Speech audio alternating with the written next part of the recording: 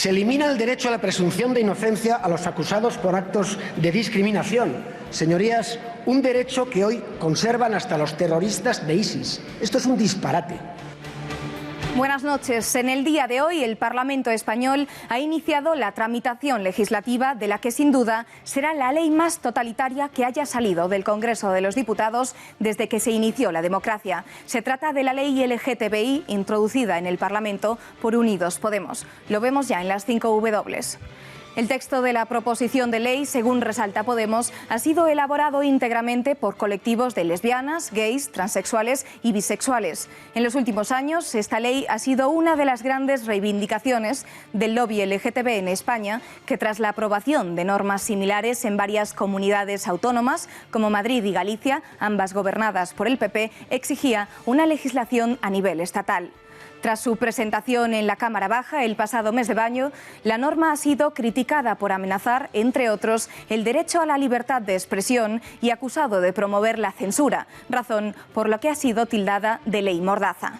Se inicia hoy el proceso legislativo que da satisfacción de la mano de Podemos al colectivo LGTBI y con un consenso prácticamente absoluto en el Congreso de los Diputados, ya que en el hemiciclo no hay apenas fuerzas políticas que tengan el valor moral y el coraje político de oponerse a esta ley. Conocida ya, como hemos dicho, como la ley mordaza, pues como acaba con la libertad individual de los padres para orientar la educación de sus hijos en un aspecto tan sensible, determinante y trascendente como la sexualidad, así como la libertad de los centros escolares que no deseen impartir este tipo de adoctrinamiento a sus alumnos. Pero es que además la ley, que sin duda saldrá aprobada del Congreso de los Diputados, prohíbe la mera mínima crítica o discrepancia con los postulados de la ideología de género e incluso llega a sancionar la asistencia terapéutica, médica, psicológica y psiquiátrica a cualquier persona que la reclame para dejar de ser homosexual, bisexual, transexual o intersexual. Editorial con Eduardo García Serrano.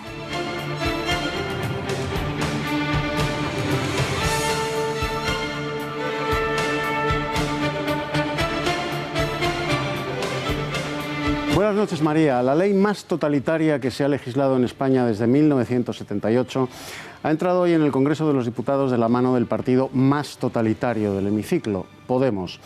Lo paradójico es que la proposición de ley LGTBI no inicia su andadura legislativa ex novo, pues en la Comunidad de Madrid y en Galicia ya está en vigor gracias a Cristina Cifuentes y a Núñez Feijóo, del PP, como deberían recordar sus legítimos votantes.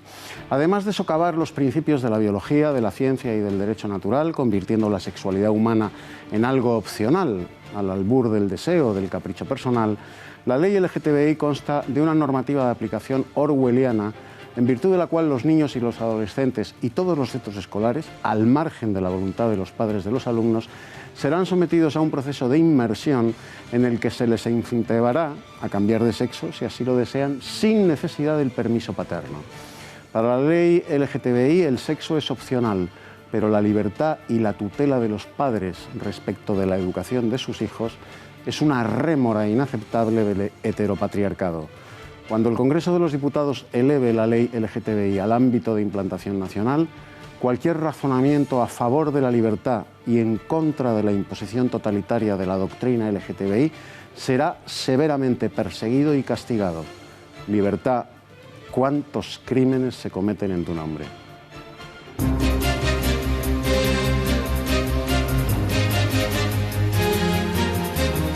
El presidente de la Generalitat y líder del proceso separatista, Carles Puigdemont, está siendo investigado por las mordidas del 3% con las que se saqueaba a los empresarios en Cataluña durante su mandato como alcalde de Gerona. Llamados por la Fiscalía del Tribunal Superior de Justicia de Cataluña, los 3 primeros alcaldes sediciosos que han puesto sus ayuntamientos a disposición del referéndum separatista del 1 de octubre. Ellos se niegan a prestar declaración. Las fuerzas de seguridad del Estado han detenido en Lérida a un peligroso yihadista acusado de adoctrinamiento. El terrorista islámico forma parte de una célula muy radical dedicada a la captación y a difundir en las redes sociales las consignas del Estado Islámico. Tras el paso devastador del Irma, el huracán María, que ya ha alcanzado el grado 5, ya ha tocado tierra en Dominica. Explicaremos con todo detalle en este telediario las razones por las cuales el mes de septiembre es en el que más huracanes se producen en todo el año.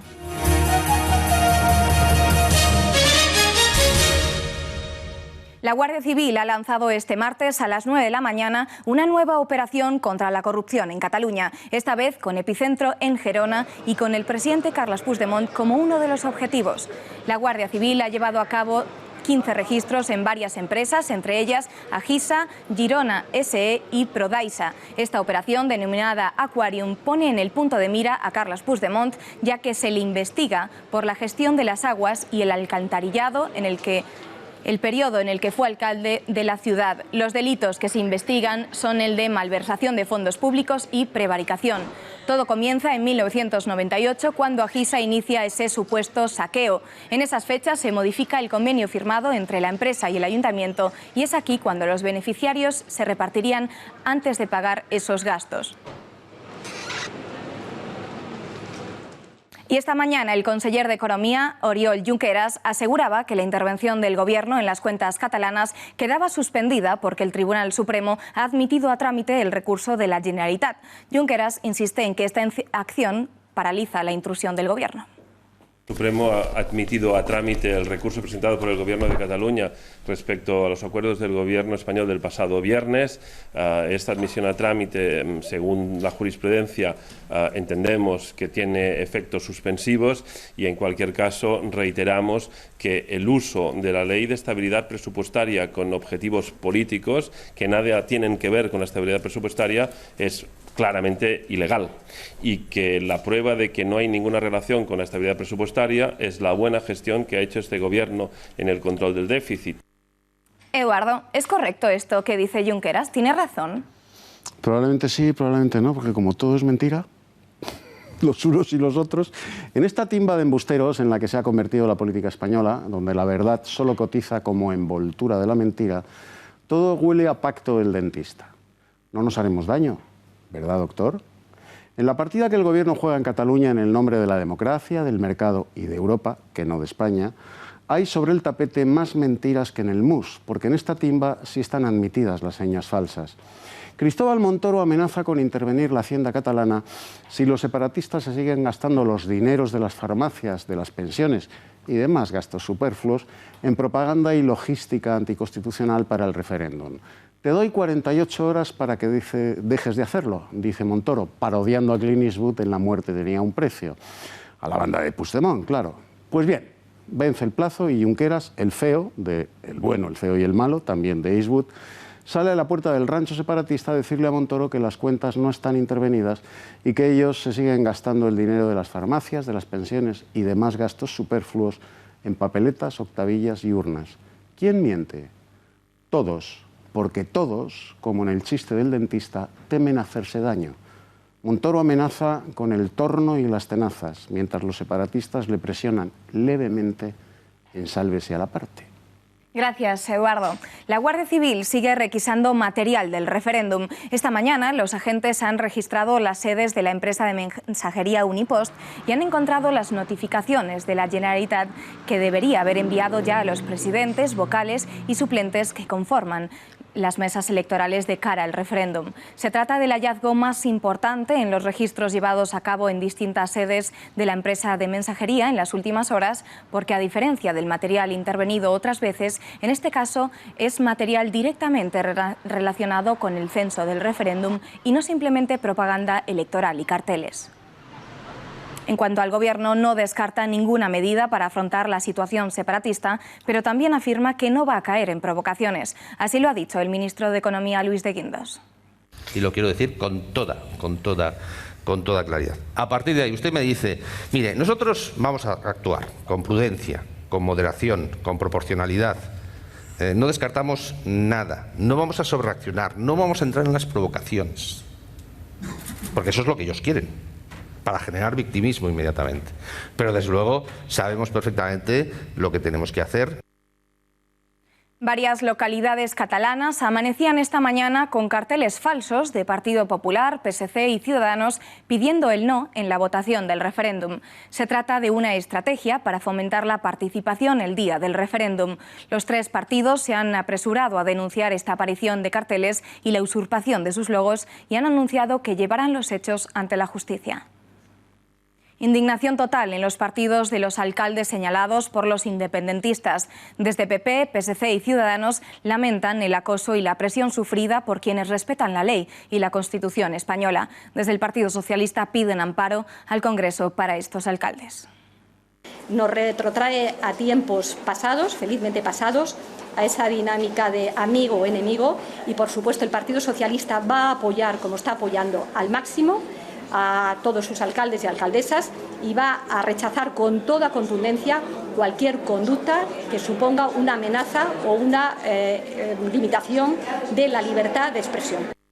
En cambio, los otros alcaldes, los que se han mostrado dispuestos a celebrar el referéndum y cometer así una ilegalidad, han sido citados hoy a declarar ante la Fiscalía. Los tres alcaldes de la provincia de Lérida, todos ellos del PDeCAT, se han negado a declarar. Argumentan que la Fiscalía se está extralimitando al tomarles declaración. He comparecido hoy, tal como tenía la citación hecha, de manera voluntaria, sin coacción ni nada que diga al contrario, para intentar manifestar y explicar de que considero que la Fiscalía se extralimita en sus competencias porque hay una causa abierta por este tema. Por lo tanto, no entendía la razón. Y el hecho de que esta situación la haga la Fiscalía y no se haga a través del Tribunal Superior de Justicia de Cataluña, entiendo que vulnera mis derechos también para poder tener un juicio justo. A la Fiscalía Superior de Cataluña también se ha desplazado la presidenta del Parlament, Carme Forcadell, quien ha apoyado a los alcaldes y ha insistido en que aunque llamen a declarar a todos, el independentismo votará el 1 de octubre. Porque ni el Gobierno, ni los alcaldes, ni los representantes a la mesa del Parlamento, ni los ciudadanos y ciudadanas de este país van a querer dejar de votar. Es decir, es la voluntad. Quieren votar, quieren decidir su futuro y no sabemos qué va a salir, no sabemos si va a ganar el sí o si va a ganar el no, pero salga lo que salga, Cataluña habrá ganado porque habrá decidido su futuro y por tanto estamos convencidos que hagan lo que hagan, el 1 de octubre vamos a votar. Para quitarle hierro al asunto e intentar rebajar el nivel de crispación, el ministro de Justicia, Rafael Català, ha dicho que no se va a detener a los alcaldes si no lo dicta un juez.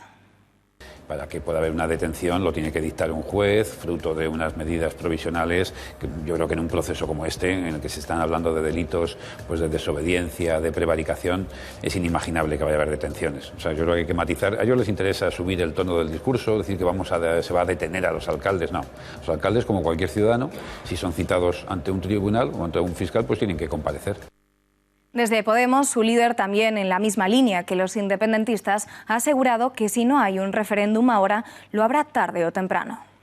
Construir un espacio de diálogo que pida diálogo al Gobierno español, que plantee que las medidas de excepcionalidad, que el recorte de derechos civiles, que estrechar la democracia no es la solución y que, pues, como decía el catedrático, que en Cataluña tarde o temprano tendrá que haber un referéndum. Es un peligro para la democracia que se utilice a la Guardia Civil no para perseguir a terroristas y a narcotraficantes, sino para perseguir periodistas o para perseguir imprentas. Ciudadanos ha llevado al Congreso hoy su proposición no de ley para expresar el apoyo al Gobierno en las medidas tomadas para evitar la consulta soberanista, lo que ha obligado a todos los grupos parlamentarios a tomar posición ante todas esas medidas. En consecuencia, queda aprobada la exclusión de los puntos de referencia. Que no es momento para buscar equidistancias ni para hacer escarceos con otras posiciones, ¿no? Sencillamente me parece que estamos ante uno de los desafíos más graves de la historia de la democracia a la unidad de España y a nuestro modelo constitucional, y que es bueno que las grandes formaciones políticas estemos unidas. El Partido Popular no puede arrogarse la legitimidad, ni la legalidad, ni la defensa de la legalidad. E insisto, nosotros no vamos a avalar una estrategia parlamentaria de sus socios de gobierno para blanquear la imagen del Partido Popular y blanquear la ofensiva antidemocrática que está llevando a cabo el Gobierno de España. El secretario general del Partido Socialista, Pedro Sánchez, ha salido al paso de las declaraciones del portavoz de la Ejecutiva, Óscar Puente, en las que parecía abrir una puerta a una posible aplicación en Cataluña del artículo 155, con el que se pueden suspender competencias autonómicas. Sánchez ha asegurado que no contempla la aplicación de esta medida y vuelve a dejar patente la inconformidad del PSOE a pronunciarse sobre este asunto. No contemplamos la aplicación del artículo 155. También ha echado balones fuera su portavoz en el Congreso, Margarita Robles, que ha exigido al Gobierno que no se esconda detrás de las togas y que no intente endosar a su partido la patata caliente de la posible aplicación del artículo 155. Quien tiene responsabilidad, quien tiene que explicar a los ciudadanos lo que va a hacer y si va a aplicar o no el artículo 155 es el Gobierno de la Nación. Y el Gobierno de la Nación lo que no debería hacer es esconderse por un lado detrás de las togas exclusivamente en Cataluña y tratar de pasarle la patata caliente al Partido Socialista. El Partido Socialista va a defender siempre la legalidad. Solo 3 países del mundo aceptan en sus textos legales la secesión de una parte de su territorio. Algunas naciones prohíben incluso los partidos regionales. Existen naciones que sí prevén su autodisolución, algo que la historia demuestra que está destinado al fracaso. Así ocurrió con Yugoslavia y la URSS, estados que ya no existen. El periodista de La Gaceta, Rafa Núñez Huesca, ha publicado un minucioso estudio en el que destaca que actualmente solo Liechtenstein, Etiopía, San Cristóbal y Nevis son países que contemplan el derecho de autodeterminación. Saludamos ya al autor del artículo. Rafa, buenas noches. Buenas noches, María. Lo primero que llama la atención del estudio es que ningún país serio, por decirlo así, contempla la figura jurídica de la autodeterminación. ¿No desacredita esto al independentismo catalán? Bueno, efectivamente, Etiopía, Liechtenstein y un estado microscópico en el Caribe son las 3 únicas naciones de las 193 que reconoce la ONU que reconocen en sus constituciones ese derecho a trocear la soberanía propia. De manera que no es ningún ejemplo, desde luego, mirarse en el espejo de Etiopía. Sin embargo, esto es el aspecto jurídico legal, pero en el relato sentimental, emocional y político, el separatismo hay que reconocerle el éxito de haber conseguido que su fórmula, derecho a decidir, haga fortuna en toda Cataluña e incluso en una gran parte de la izquierda española que están convencidos de que una parte del territorio puede decidir sobre el conjunto. Y eso creo que, como hemos dejado claro en el periódico, en La Gaceta, es algo absolutamente excepcional en el mundo. En países de nuestro entorno como Alemania, Francia o Portugal, los partidos separatistas son ilegales. ¿Sería posible aplicar esta medida en España? Bueno, efectivamente, no solo los textos constitucionales protegen y blindan las unidades territoriales de los diferentes países, también hay leyes alternativas que, como las alemanas, las francesas o las portuguesas, disuaden a los partidos de tentaciones separatistas por considerarlas anticonstitucionales. Incluso el caso portugués es un ejemplo. No solo están prohibidos y son anticonstitucionales los partidos independentistas, sino también los partidos regionales, de corte regional. En Portugal, todos los partidos políticos han de tener necesaria y obligatoriamente carácter nacional. Es una fórmula más para blindar su unidad territorial. Ahora comparece con el ejemplo español, en el que una gran parte del Parlamento está ocupada por partidos de carácter no solo regionalista, sino abiertamente separatista. Rafa, muchas gracias. Buenas noches.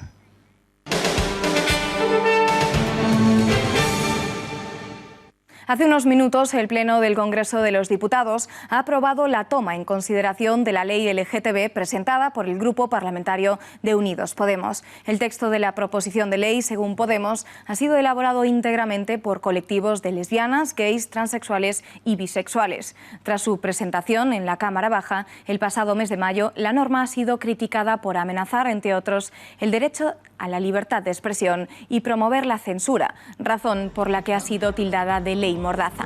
Esta ley plantea multas de hasta 45.000 euros a quienes ayuden a homosexuales a dejar de serlo, pero permite que menores puedan cambiar de sexo sin permiso paterno. Vamos a escuchar una de las intervenciones más destacadas sobre el debate de la ley LGTBI. Se trata de las declaraciones del diputado de la formación UPN, Carlos Salvador, que desgrana en varios puntos por qué esta ley es perjudicial. Esta propuesta contiene demasiadas formulaciones que entran en colisión con derechos constitucionales reconocidos y aceptados por todos. Los nuevos derechos de unos pocos, entendidos como derechos absolutos en la ley sin límites, darán lugar a abusos e injusticias. Va a generar una enorme inseguridad jurídica, señorías. La nula referencia a las leyes de la biología, que en esta ley parecen ocultarse intencionadamente, crearán más conflictos de los que pretenden resolver. Se elimina el derecho a la presunción de inocencia a los acusados por actos de discriminación. Señorías, un derecho que hoy conservan hasta los terroristas de ISIS. Genera desigualdad. La ideología de género, señorías, es hoy una especie de religión laica, con dogmas, sanciones, censura y tribunales. Se quiere imponer como modelo de educación sin respetar el derecho de los padres a educar a nuestros hijos sobre la base de nuestras propias convicciones y principios. También restringe algo fundamental en democracia, que es la libertad de expresión. La ley, señorías, lo ha dicho su proponente, beneficiará a un determinado lobby de presión privado. Nosotros no vamos a hurtar el debate, no vamos a votar a favor. Buscar una legislación más centrada y más respetuosa y, desde luego, para defender el derecho a la educación, la igualdad, la libertad de expresión, la presunción de inocencia y las competencias de las comunidades autónomas. Delirante y estigmatoria, así es como califican esta ley desde el Partido Popular, y desde Podemos les tildan de hipócritas.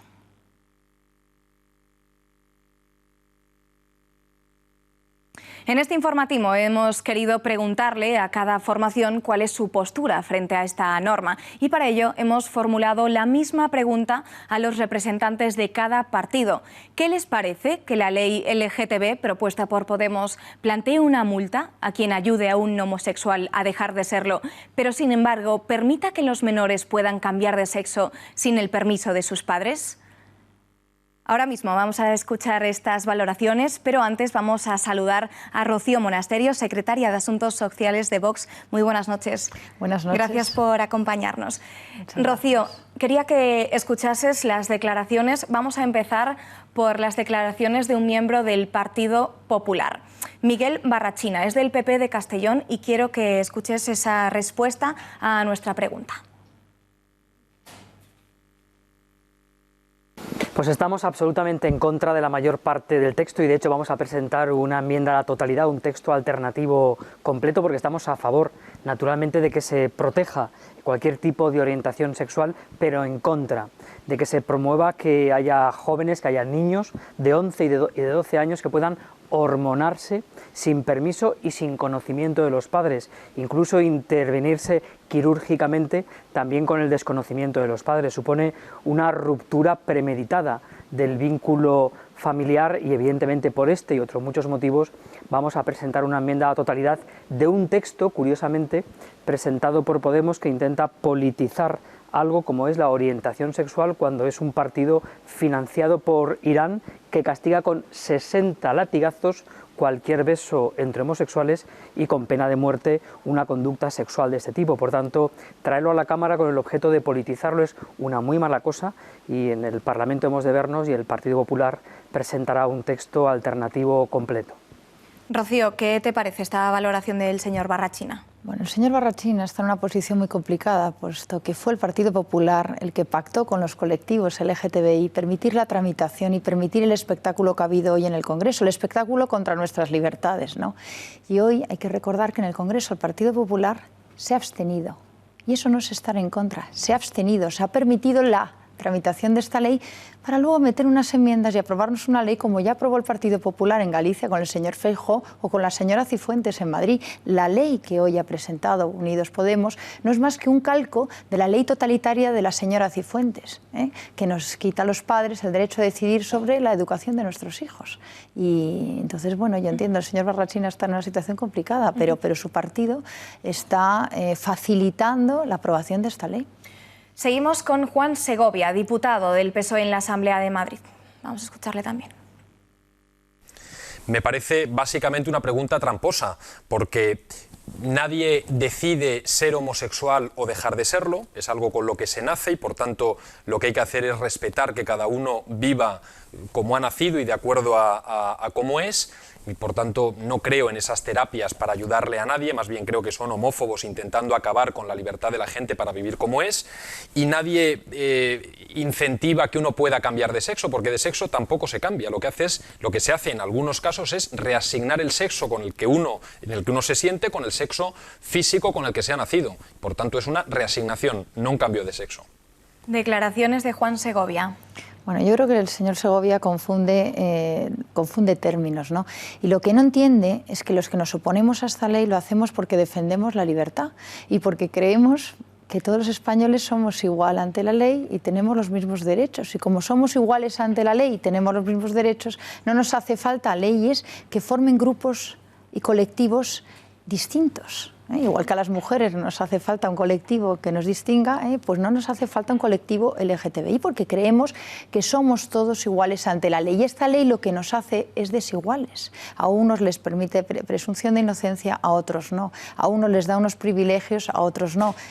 Y además, bueno, atenta en principios fundamentales y comete errores gravísimos, como es el que, bueno, pues que un niño de 16 años pueda cambiar, bueno, pues cambiar de género, de identidad, sin el acompañamiento, la tutela de sus padres, el permiso de sus padres. O sea, el Estado se apropia de la tutela de los niños. Y esto es propio de regímenes bueno, pues totalitarios. Esto es estalinista.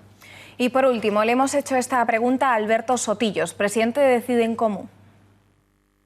Hombre, me parece que es una interpretación absolutamente errónea, ¿no?, de lo que representa la ley, que más bien es todo lo contrario. Es decir, no se impide que la gente cambie, que se le persigue por dejar de ser homosexual. Lo que se persigue o lo que se va a intentar que no se haga es hablar de curación, porque dado que no es una enfermedad, pues no se puede curar. Lo que no es una enfermedad y la homosexualidad no lo es en ninguna de sus formas, pues evidentemente no puede ser curada. Entonces, respecto a lo otro, pues como la derivación supone que claramente estamos tratando de una manera incorrecta, que esto es una enfermedad y no lo es, pues lógicamente no se pueden ustedes, no se preocupen, que no va a ocurrir lo que dicen, y sean felices y tranquilos, que esta ley lo único que va a proteger son los derechos de todos nosotros.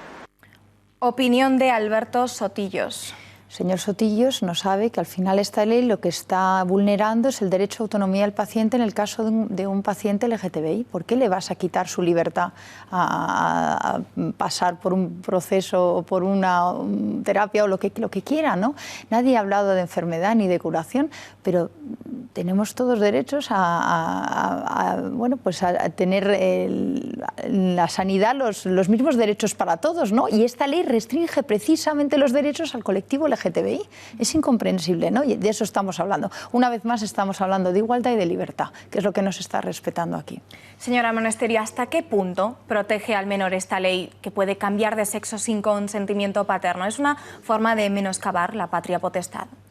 Claro que sí, por eso decimos que es una ley totalitaria, ¿no? Es una ley que entra en el ámbito más privado, que es la familia, el ámbito familiar, y que sustrae a los padres el derecho que tienen y la tutela de sus hijos, ¿no? Nos quieren quitar esto que les gusta tanto a algunos, del derecho a decidir, ¿no? El derecho a decidir sobre la educación de nuestros niños. Nos quieren quitar la tutela de nuestros niños. Claro, todos estos son los que dicen que nuestros niños los tiene que educar la tribu.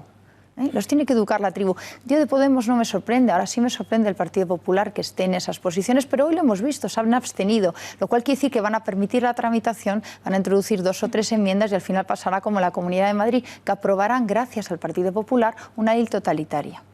¿Cree que debería, por ejemplo, el defensor del menor de pronunciarse sobre estos aspectos que afectan a los menores? Creo que tendría que pronunciarse el defensor del menor y creo que se tendría que pronunciar el defensor del pueblo, pues lo que estamos es vulnerando una serie de derechos del conjunto de los españoles, ¿no? Pero ya vimos como la defensora del pueblo se quitó del medio y cuando se fue a recurrir la ley de la Comunidad de Madrid dijo que, bueno, que efectivamente podía haber vulneraciones de los derechos de los padres y de los españoles, pero que fuéramos cada uno a uno a demandar cuando fuéramos, bueno, pues fuéramos agredidos en nuestras libertades, en nuestros derechos, etcétera, etcétera. O sea, que básicamente nos dejó a los pies de los caballos. Y así vamos a estar con esta ley, así van a estar los padres, que van a tener que defenderse uno a uno cada vez que ataquen a uno de sus niños, cada vez que ataquen a uno de nuestros niños, ¿no? Porque esto es un ataque frontal y es un ataque frontal a la familia también. ¿Se busca entonces el interés del menor o con esta ley solo se busca el interés de ciertos colectivos? Con esta ley se busca hacer política para minorías, se busca contentar a unos colectivos y además esta ley luego llevará aparejadas un montón de subvenciones, ya crea una agencia estatal que va a ser la que va a vigilar y va a perseguir a todo aquel que se atreva a, como estoy haciendo yo aquí hoy, oponerse a la ley. Pero que estén seguros que aunque la aprueben, vamos a seguir algunos hablando frontalmente en contra de esta ley. Y nos va a dar igual que nos sancionen, que nos cierren asociaciones, etcétera, porque lo que estamos es defendiendo la libertad y en la defensa de la libertad no puedes fallar nunca. Hablando de sanciones, ¿qué le parece que se pueda castigar con multas de hasta 45.000 euros, a aquellos profesionales de la sanidad que apliquen terapias que pretendan revertir esa orientación sexual aún con el consentimiento de esas personas? Bueno, me parece propio de regímenes estalinistas, ¿no? Y que se persiga a los periodistas y que se persiga a las asociaciones, ¿no? Al final, pensábamos que vivíamos que España era un lugar en que la democracia y la libertad, estaba garantizada, y lo que estamos viendo es que tenemos partidos que atacan frontalmente la libertad y la democracia y tenemos otros partidos que son peores porque son cómplices de este ataque. Lo que ha pasado hoy con el Partido Popular es gravísimo, la abstención del Partido Popular es gravísimo. Yo quiero felicitar a diputados como el señor Salvador por su valentía en la defensa hoy de todas sus ideas, porque no es fácil, y en eso le acompañaremos otros partidos como Vox, a los valientes que se atrevan a confrontar y a hacer frente al totalitarismo de Podemos, del PSOE y del Partido Popular también. ¿Le ha sorprendido que tan solo, como dice usted, 2 diputados se hayan votado no? Bueno, no me sorprende porque yo no exijo que la mayoría de la gente sean valientes, ¿no?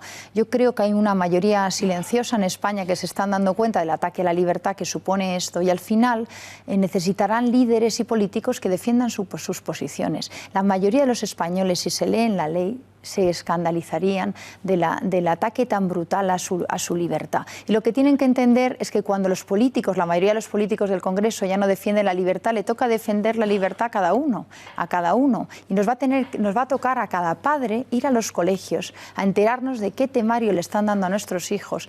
Y el día que quieren entrar los colectivos LGTBI a decir a nuestros niños que pueden un día ser hombre, un día ser mujer, que prueben a ver qué les gusta más, etcétera, etcétera, ese día tendremos que ir al colegio y decir, mi hijo ese día no va a ir a clase, no va a ir a clase.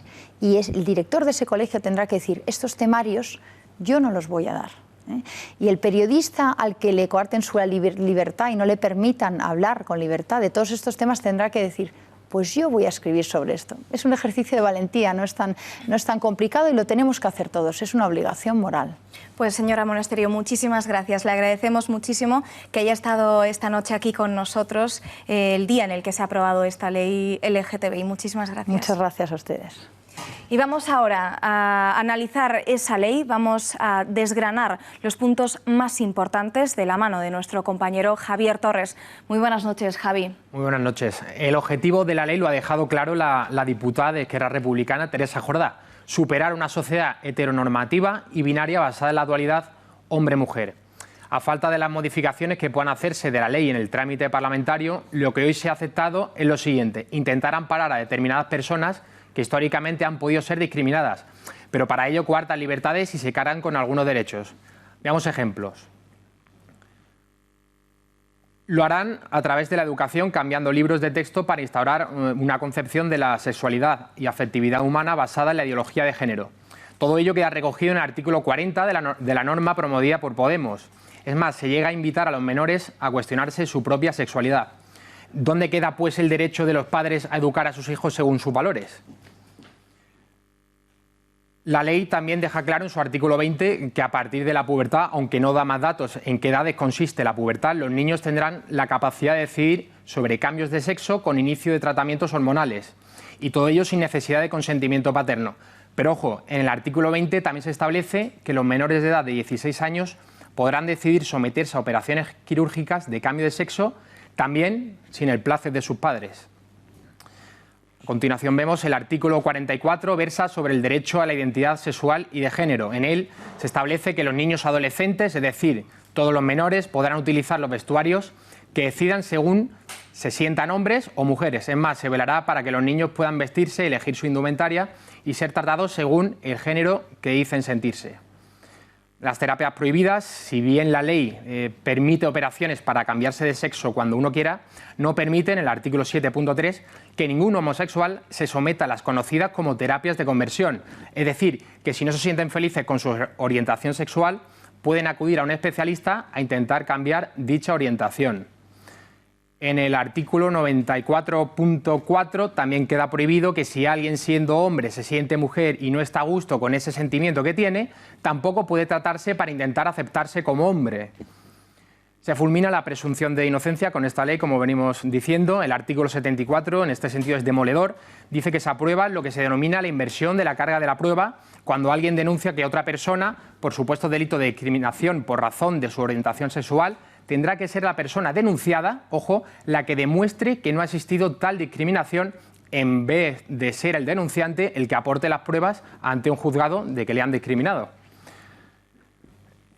Este punto se recoge en el artículo 91 de la ley. En un claro síntoma de totalitarismo se retira a los jueces la capacidad sancionadora a los que supuestamente han cometido una infracción y esta recae en la Agencia Estatal contra la Discriminación, del que forman parte, aquí la sorpresa, las asociaciones LGTB que han promovido esta ley. Adiós, por supuesto, a la libertad de expresión. No solo se pagará con dinero público, como se recoge en el artículo 58, la creación de fondos bibliográficos de temática LGTB que promueve y promociona la identidad de género, sino que se perseguirá, como se refleja en el artículo 96, materiales didácticos o escolares, libros, documentos, en definitiva, artículos que vulneren los derechos de este colectivo.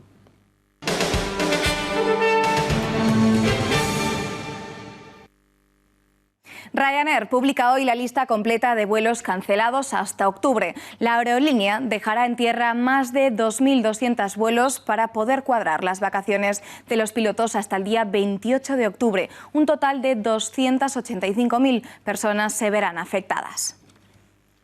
Por ello, vamos a ver qué es lo que se puede hacer y cómo hacerlo en el caso de que su vuelo se encuentre en esa lista. Según el artículo 5 del Reglamento Europeo, los pasajeros están en todo su derecho a una compensación por parte de la compañía si no se cumplen una serie de requisitos, como por ejemplo que la aerolínea informe previamente al pasajero si un vuelo se cancela. La compensación económica varía en función de la distancia, 250 euros para vuelos, ahí lo vemos, de hasta 1.500 kilómetros de distancia, 400 euros para vuelos de entre 1.500 y 3.500 kilómetros de distancia y 600 euros para todos aquellos que superen los casos anteriores. Esta compensación se abona en metálico, transferencia bancaria, cheque, bonos de viaje u otros servicios.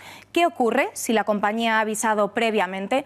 Pues si lo hace con 2 semanas de antelación, el pasajero tiene derecho al 100% de reembolso económico de su billete. Si se notifica en un tiempo menor al de 2 semanas, esa persona podrá llegar a su destino final en un transporte alternativo proporcionado por la compañía. Y si se ha informado con menos de una semana, podrá coger otro vuelo que le permita llegar a su destino con menos de 2 horas de retraso respecto a la hora prevista de llegada. Si todo esto no se cumple por parte de la aerolínea, se debería reclamar a través de la Agencia Estatal de Seguridad Aérea. Esta entidad es la que regula que se cumpla el regulamiento si se producen cancelaciones, retrasos o denegaciones de embarque.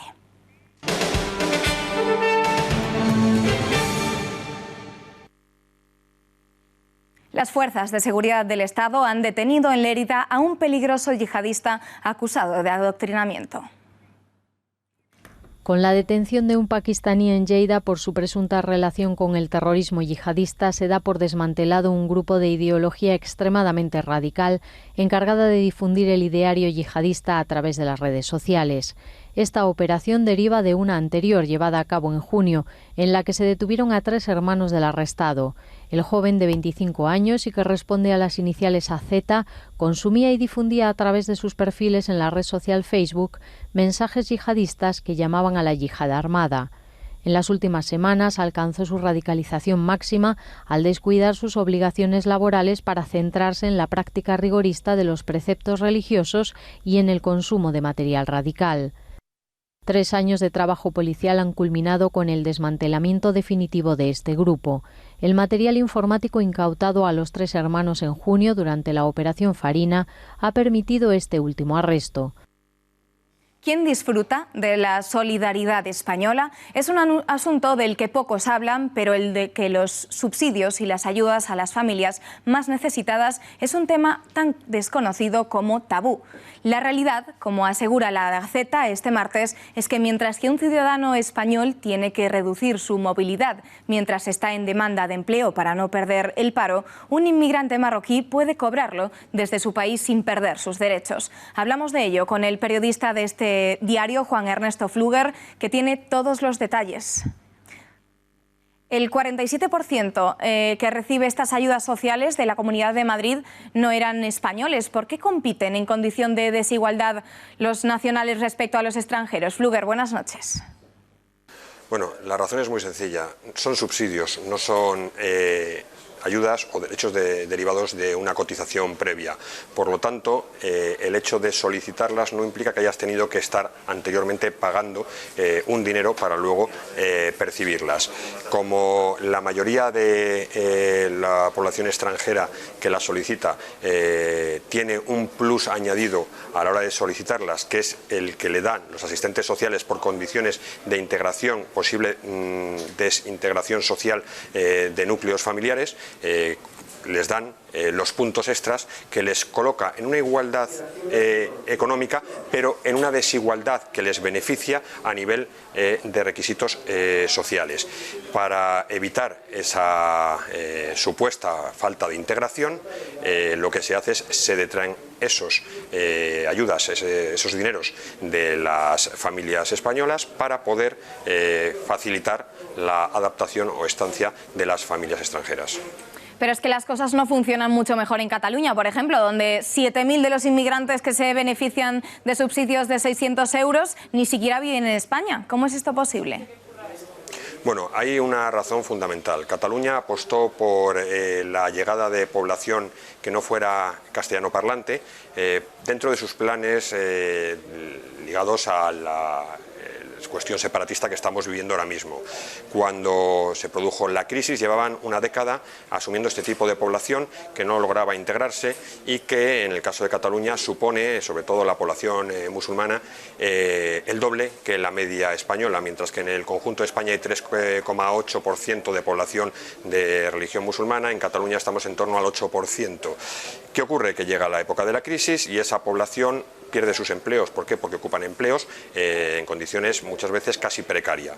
Cuando esa población se va de Cataluña a sus lugares de origen, especialmente Marruecos, se decide firmar un acuerdo para evitar el regreso años después, un acuerdo por el que pueden recibir sus prestaciones, en este caso sí son previa contribución anteriormente y cotización a la seguridad social, y desde sus países pueden sellar sus tarjetas de demanda activa de empleo, cuando realmente no hay una demanda activa de empleo, porque ya se han retornado a sus países. Sin embargo, los españoles que están en la misma situación tienen que pasar cada X semanas por los puntos de atención del INEM para sellarlas, si no perderían cualquier derecho a una prestación por desempleo o a un subsidio una vez acabada la prestación. Gracias, Fluger. Buenas noches.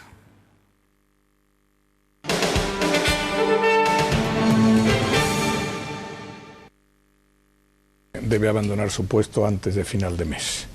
El gobierno, el ministerio, había advertido reiteradamente al embajador y a las autoridades coreanas que los incumplimientos graves de sus obligaciones y los reiterados ensayos nucleares y balísticos iban a tener consecuencias en nuestras relaciones bilaterales. El ministro de Exteriores, Alfonso Dastis, ha justificado así la expulsión del embajador de Corea del Norte de España por las pruebas nucleares llevadas a cabo por el presidente Kim Jong-un. Ayer mismo el Gobierno enviaba un comunicado a este embajador en el que le avisaba de que tendría hasta el día 30 de este mes para abandonar España. Ha sido declarado persona non grata en nuestro país. En Podemos no están de acuerdo con esta decisión que ha tomado España porque consideran que no es la mejor forma para promover el diálogo y la diplomacia porque corte una vía de comunicación entre países. Por supuesto que estamos muy preocupados por la escalada de tensión nuclear que estamos viendo, en la que hay varios actores, uno de ellos es Corea del Norte, pero también estamos muy preocupados por la actitud del gobierno de Estados Unidos, de la administración Trump. Y creemos que esa escalada nuclear se debe resolver con diálogo y con diplomacia. Expulsar a un embajador, incluso sabiendo que la relación con Corea del Norte es una relación compleja, no nos parece la mejor forma de promover el diálogo y de promover la diplomacia, sencillamente porque corta una vía de comunicación entre países. Pero vamos a ver qué opinan los expertos y por eso saludamos ya al experto en asesor de la CIA, el señor Ron Aledo. Es así, ¿verdad, señor Ron Aledo? Exanalista contra... Discúlpeme, que me he liado. ¿Considera proporcionada la reacción de España de expulsar al embajador de Corea del Norte? Pues sí, es algo predecible y otros países lo han hecho igual. Otros países como Kuwait, por ejemplo, también han expulsado al embajador de Corea del Norte. Es algo predecible porque lo que hacen estos países y lo que está haciendo España es simplemente ponerse del lado de Estados Unidos y de las Naciones Unidas, que están intentando por la vía diplomática y económica de poner presión sobre Corea del Norte para que se detenga. O sea que esta es una presión más que ayuda en ese sentido. ¿Y ve posible que se desencadene una guerra entre Corea del Norte y Estados Unidos? Bueno, una guerra como tal lo veo muy improbable, pero una acción militar limitada, un ataque preventivo de Estados Unidos para evitar nuevos ensayos nucleares, es posible que Estados Unidos pueda destruir o pueda atacar los sitios donde se hacen estas pruebas nucleares o los sitios donde se lanzan misiles intercontinentales que pasan sobre Japón. Eso sí es posible, es mucho más probable que una gran guerra a gran escala.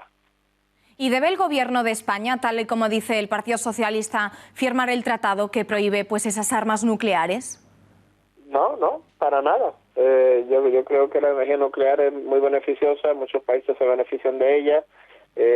Armas nucleares como tal, yo creo que es muy distante la posibilidad de que se vayan a estacionar aquí. O sea que yo no veo ninguna necesidad real de por qué firmar ese tratado.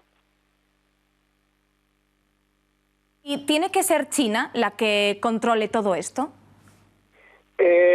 China es la que más controla el asunto, sí, porque la economía de Corea del Norte depende de China. Casi todo el comercio y todas las sanciones que Naciones Unidas está intentando poner sobre Corea del Norte, quien las puede controlar, las puede ejercer, es China. China, la frontera, por ahí es que entra el comercio. China es quien tiene el espacio aéreo, el espacio marítimo, quien puede servir de ejecutor de esas sanciones. Y lo que haga China o no deje de hacer China, yo creo que es completamente importantísimo para ver si se puede ejercer la vía diplomática, la vía económica, la presión sobre Corea del Norte. Y ahora mismo Estados Unidos está intentando empujar a China para que cumpla su deber y ponga la presión verdadera sobre Corea del Norte. Pues señor Ron Aledo, exanalista de inteligencia de la CIA. Ahora sí, Ron Aledo, muchísimas gracias, por atendernos. Hasta luego. Japón va a instalar un nuevo sistema antimisiles en respuesta a los 2 últimos proyectiles lanzados por Corea del Norte que sobrevolaron el norte del país. Japón instalará este martes un nuevo sistema interceptor de misiles PAC-3 en la isla septentrional de Hokkaido en respuesta a los 2 últimos proyectiles lanzados por Corea del Norte que sobrevolaron el norte del país. La instalación del sistema antimisiles en una base militar llega 5 días después de que el régimen de Kim Jong-un realizara su último lanzamiento de un proyectil de medio alcance que cayó en el Océano Pacífico tras sobrevolar esa zona de Japón. Pyongyang, que ha amenazado recientemente a Tokio con hundir su territorio con una bomba nuclear por su apoyo a las sanciones promovidas por Estados Unidos, también sobrevoló el norte de Japón con otro misil el pasado 29 de agosto. En este sentido, el portavoz de Defensa afirmó que están vigilando los movimientos de Corea del Norte ante un posible nuevo lanzamiento, pero Tokio no confirma el número de lanzaderas instaladas en el país por cuestiones de seguridad. El régimen norcoreano realizó su último lanzamiento de un misil balístico el pasado jueves, desatando la alarma en Japón y las críticas de la comunidad internacional por sus persistentes ensayos de armas. El test tuvo lugar menos de 2 semanas después de que Pyongyang ejecutase el 3 de septiembre su sexta y más potente prueba nuclear, que le valió una nueva batería de sanciones del Consejo de Seguridad de la ONU, que incluyen limitaciones sobre sus importaciones de crudo y derivados y prohíben sus exportaciones de textiles. Donald Trump ha prometido destruir a Corea del Norte si no cede en sus lanzamientos de misiles. Ha calificado a Kim Jong-un de un hombre cohete y le ha advertido de que está en una misión suicida. Rocket Man is on a suicide mission for himself and for his regime. It is time for North Korea to realize that the denuclearization is its only acceptable future. Apenas 10 días después, esto es una noticia de última hora, de que hubiese un fuerte terremoto en México y que provocase decenas de muertos, acabamos de enterarnos de que ha habido otro seísmo de magnitud 7,1 que ha sacudido hoy mismo, este martes, la capital. Así lo ha informado el Servicio Geológico de Estados Unidos, que ha indicado que el seísmo se ha producido en una profundidad de 51 kilómetros. El terremoto ha ocurrido justo después de que se rindiera homenaje a las víctimas del seísmo de 1985. Acto en el que se hace un simulacro conmemorativo para crear conciencia entre la población. El huracán María ha golpeado con gran virulencia la isla caribeña de Dominica, causando devastación generalizada en todo el territorio. La tormenta se había debilitado a fuerza 4 tras tocar tierra, pero ha recuperado la categoría máxima mientras se dirige hacia Puerto Rico y las Islas Vírgenes, donde va a impactar con una violencia no vista en generaciones. El primer ministro de Dominica ha asegurado que su país lo ha perdido todo tras el paso de María. Visto lo visto estos días después de Irma, ahora viene María. Hemos querido preguntarnos por qué en estos meses hay tantos huracanes. Laura Fernández Cañas, buenas noches, cuéntanos. Muy buenas noches. Pues nada, es una casualidad. La razón de que el pico de la temporada ciclónica sea verano-otoño es que todos los factores necesarios se encuentran más favorables durante esta época del año. Por ejemplo, coinciden las aguas calientes en el océano de por lo menos 26 grados, una atmósfera tropical que puede fácilmente iniciar convección, tormentas eléctricas, una cizalladura vertical débil en la troposfera y una cantidad sustancial disponible de giro a gran escala a través de la vaguada masónica o las ondas tropicales de este. Pero no todo es lo mismo. Dependiendo de su fuerza, el ciclón tropical puede denominarse depresión tropical, tormenta tropical y huracán. El lugar donde se produce también influye en su nombre. Por ejemplo, en Asia se les puede llamar tifón, pero vamos a analizarlos por zonas. En el Atlántico comienza oficialmente el 1 de junio hasta el 30 de noviembre. Estas fechas abarcan más del 97% de la actividad ciclónica tropical, especialmente desde agosto hasta octubre, aunque la actividad máxima va desde primeros hasta mediados de septiembre. En la zona Pacífico nororiental empieza a finales de mayo o a principios de junio y continúa hasta finales de octubre o principios de noviembre, con el pico de tormentas a finales de agosto o principios de septiembre. Si nos vamos al Pacífico noroccidental, vemos que no tiene un inicio oficial la temporada porque se producen ciclones tropicales de forma regular todo el año. Pero aún así, la temporada principal va de julio hasta noviembre, con un pico a finales de agosto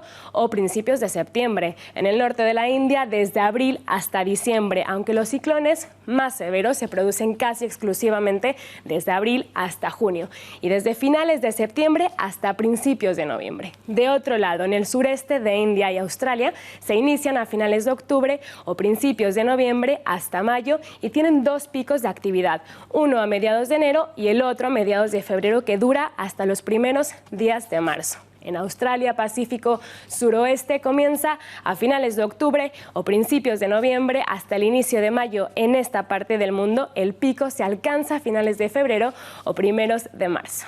Pues Laura, muchísimas gracias por habernos explicado el porqué de todos esos huracanes. Gracias. Y en Estados Unidos, su presidente Donald Trump ha pedido la restauración plena de la democracia y de las libertades políticas en Venezuela. Trump ha manifestado que la situación actual de ese país es insostenible y ha recordado las sanciones que ha impuesto Estados Unidos bajo su mandato contra el gobierno del presidente de Nicolás Maduro. As a responsible neighbor and friend, we and all others have a goal. That goal is to help them regain their freedom, recover their country, and restore their democracy. The United States has taken important steps to hold the regime accountable. We are prepared to take further action if the government of Venezuela persists on its path to impose authoritarian rule on the Venezuelan people. El ministro de Exteriores en España, Alfonso Dastis, ha calificado de inaceptables las últimas declaraciones del presidente de Venezuela, de Nicolás Maduro, que escuchábamos ayer cuando criticaba la postura del gobierno español frente al referéndum que impulsa el gobierno catalán. Dastis ha enviado una nota verbal a la embajada venezolana recordando que las relaciones tienen que ser presididas por el respeto mutuo.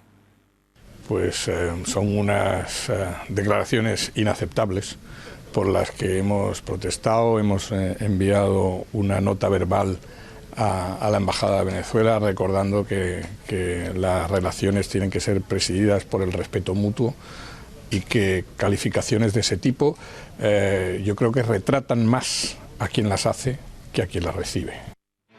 Nos vamos ya, les dejamos con Tiempos Modernos, con Gracias por Nada y a las 10, como siempre, con El Gato al Agua. No se lo pierdan. Gracias.